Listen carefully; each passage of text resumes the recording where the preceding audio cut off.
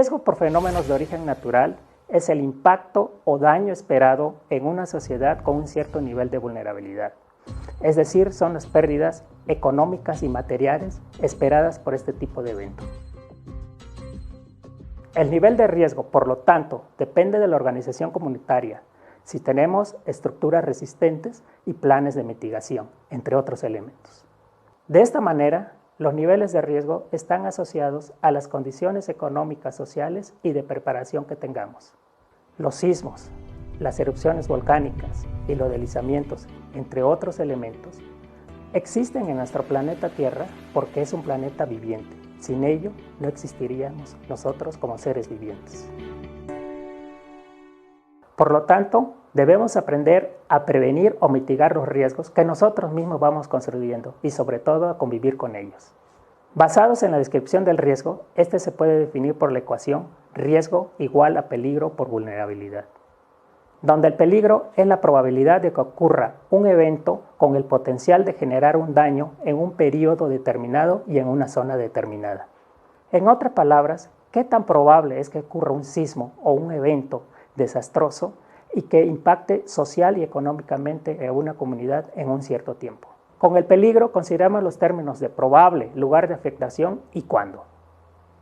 Por otro lado, la vulnerabilidad son las condiciones que hacen susceptible a una comunidad a ser dañada al concretarse el peligro, tal como se indica a continuación. La vulnerabilidad de una población son las condiciones sociales y económicas que la hacen susceptible a ser dañada por eventos externos, como lo son los sismos y las inundaciones.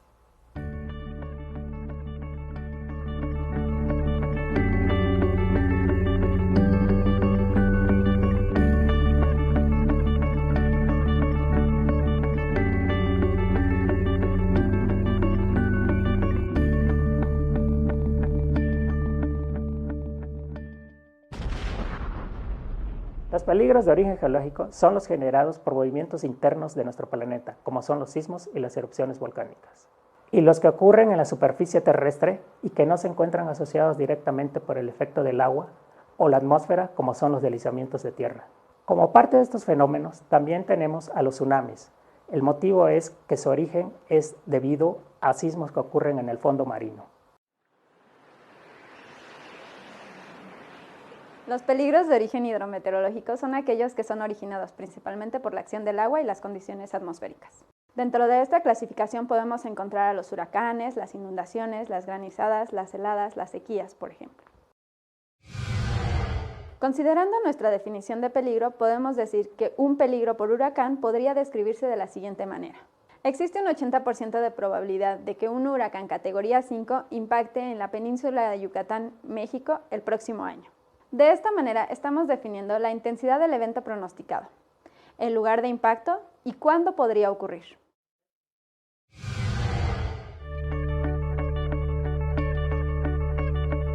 La gestión integral del riesgo consiste en las acciones tomadas por las instituciones, autoridades, tomadores de decisiones para proteger a una sociedad.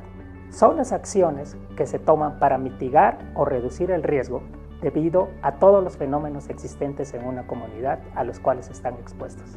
Es decir, se implementan todo tipo de acciones como son obras de contención, planes de respuesta, reforzamiento de viviendas para protegernos por sismos, erupciones volcánicas y deslizamientos, todos los fenómenos que nos pueden afectar en su conjunto.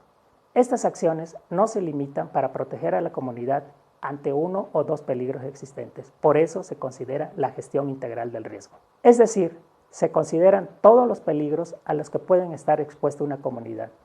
No es razonable proteger a una sociedad ante un sismo si posteriormente una erupción volcánica o una inundación destruye a la población. De esta manera, hemos concluido este tema. Ahora continuamos con peligros de origen geológico. Antes que nada, recordemos que hemos definido al riesgo por la ecuación riesgo igual a peligro por vulnerabilidad, donde el peligro es la probabilidad de que ocurra un fenómeno natural con el potencial de generar un daño en un área y periodo determinado. La vulnerabilidad representa las condiciones existentes en una comunidad que la hacen propensa a ser dañada al ser impactado por un peligro existente. De esta manera, los riesgos geológicos de una comunidad son los daños probables, tanto sociales como económicos y estructurales, debido a un sismo, a un proceso de remoción en masa o a una erupción volcánica o a un tsunami. Los riesgos de origen meteorológico son los generados por las inundaciones, las sequías, las bajas temperaturas, etc. En otras palabras, el riesgo es la probabilidad de daños ante la ocurrencia de cualquiera de los fenómenos antes señalados. Estos daños pueden expresarse en términos de porcentaje, es decir, qué porcentaje de la población, infraestructura o vivienda puede ser afectada, por ejemplo, ante la ocurrencia de un sismo o una erupción volcánica.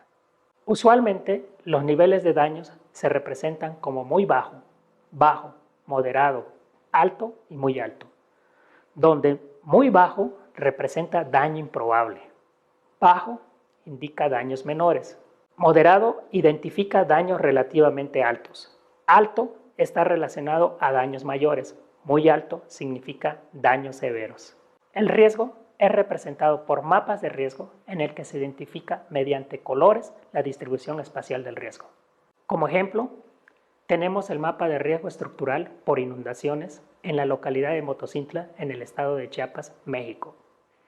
En color rojo se señalan las áreas en donde existe mayor riesgo y por lo tanto en donde el daño estructural será mayor que en las otras 4 zonas, representadas en este caso por los colores anaranjado, daño alto, amarillo, daño moderado, verde tenue, daño bajo y verde intenso, daño muy bajo.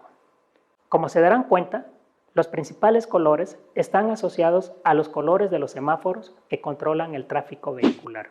Es decir, el rojo representa alto o peligro, el amarillo representa precaución y el verde continúe o sin peligro. Continuando con nuestro ejemplo, vemos que las zonas con mayor riesgo son las ubicadas en las partes noreste y oeste del río. Esta fotografía o radiografía de nuestras condiciones de riesgo proporciona la información necesaria a las autoridades y gobiernos correspondientes para implementar acciones que permitan reducir el riesgo. También nos indican cuáles zonas son las de atención prioritaria.